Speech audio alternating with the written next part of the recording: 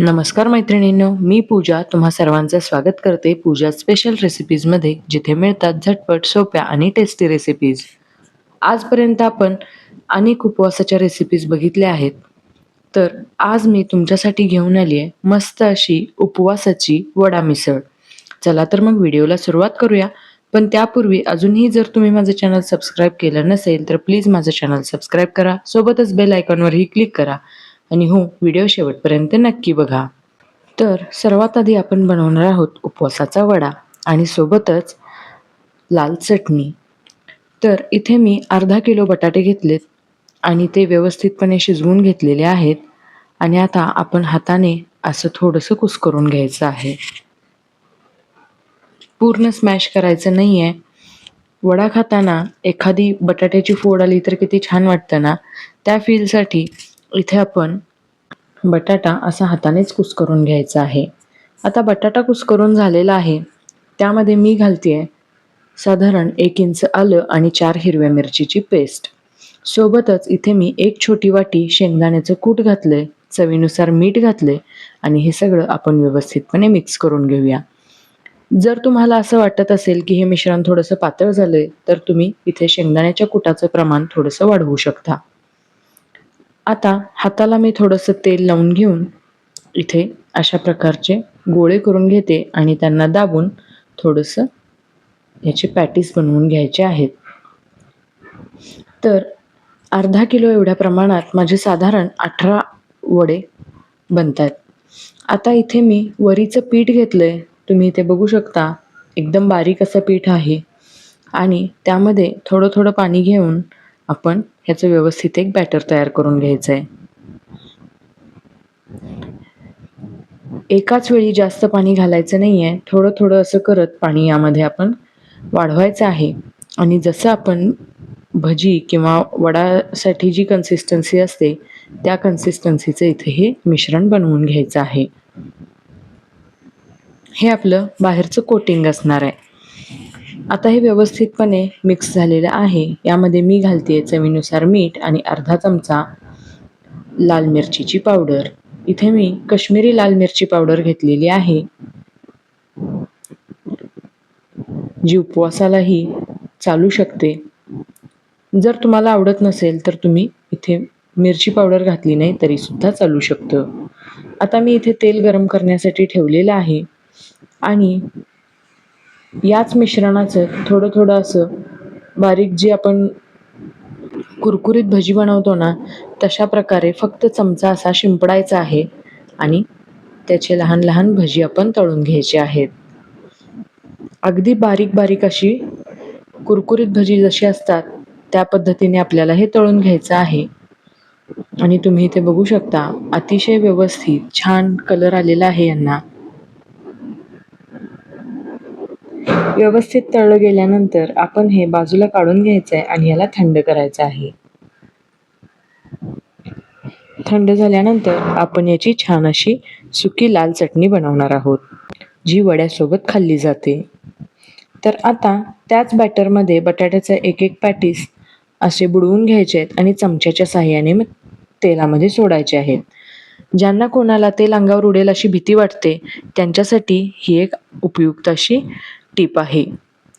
Patties पिठामध्ये व्यवस्थित बुडवून त्यावर पुन्हा थोडंसं पीठ घालायचं आणि तोच चमचा तेलामध्ये फक्त उलटा करायचा आहे.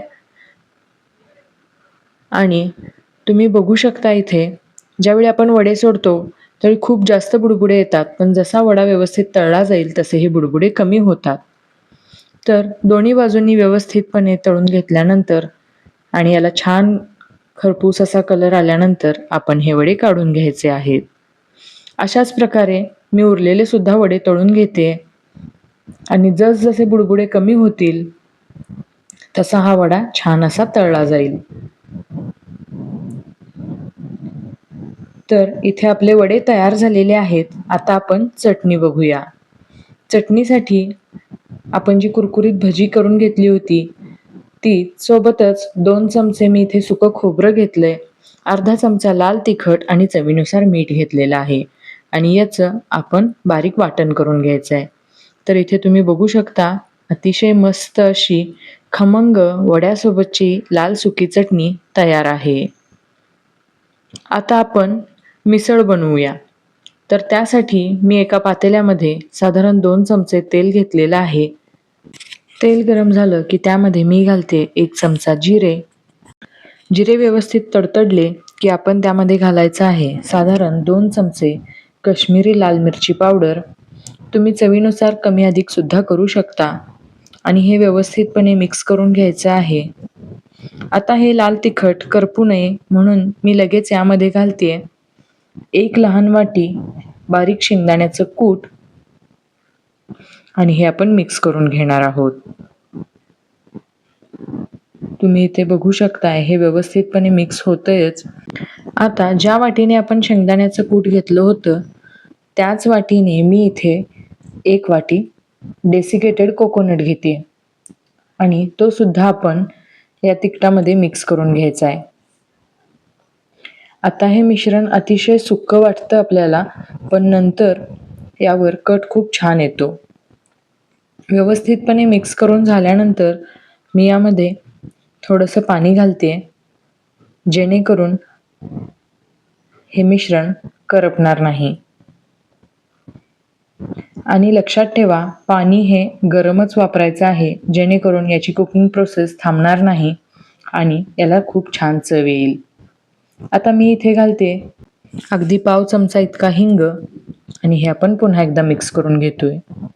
व्यवस्थितपणे याचा गोळा बनेपर्यंत आपल्याला हे भाजून घ्यायचं आहे आणि एकदा का गोळा बनला की यामध्ये साधारण 1 ते 1.5 लिटर पाणी घालायचं आहे. पाणी घातल्यानंतर हे व्यवस्थित आपण मिक्स करून घ्यायचं आहे. आता हळूहळू यावर कट यायला सुरुवात होईल. आता इथे मी घालते चवीनुसार मीठ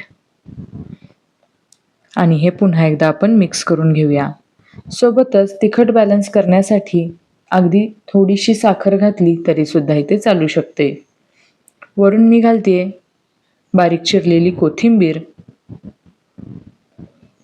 जर तुमच्या भागात यातील कोणता घटक उपवासासाठी चालत नसेल तर तुम्ही तो स्किप करू शकता. आणि हे आता आपण व्यवस्थितपणे मिक्स करायचं आहे. जसजशी याला उकळी येईल तसा याच्यावर कट खूप सुंदर येतो आणि कलर सुद्धा खूप छान आलेला आहे. आता यामध्ये मी घालते 1 मध्यम आकाराचा उकडलेला बटाटा आणि आपण हे मिक्स करून घेणार आहोत. तर मैत्रिणींनो, आता ही आपली मिसळ सुद्धा तयार झालेली आहे. तर हे सर्व कसं करायचं ते बघूयात. तर एका प्लेटमध्ये मी आधी ही मिसळ घेते आणि त्यामध्ये मी इथे 2 वडे ठेवून देते. सोबतच लाल चटणी सुद्धा सर्व केली आहे आणि वरून मी लाल आणि आपला नॉर्मल जो गोड असतो तो बटाट्याचा चिवडा घातलेला आहे आणि थोडीशी कोथिंबीर घालून ही मस्त अशी झणझणीत वडा मिसळ सर्व करते. तर मैत्रिणींनो, आजची ही उपवासाची वडा मिसळ तुम्हाला कशी वाटली हे मला नक्की कमेंट करून कळवा आणि अजून तुम्हाला कोणती रेसिपी बघायला आवडेल हे मला कमेंट करून नक्की सांगा. पुन्हा भेटू अशाच एका मस्त रेसिपीसोबत. तोपर्यंत बाय.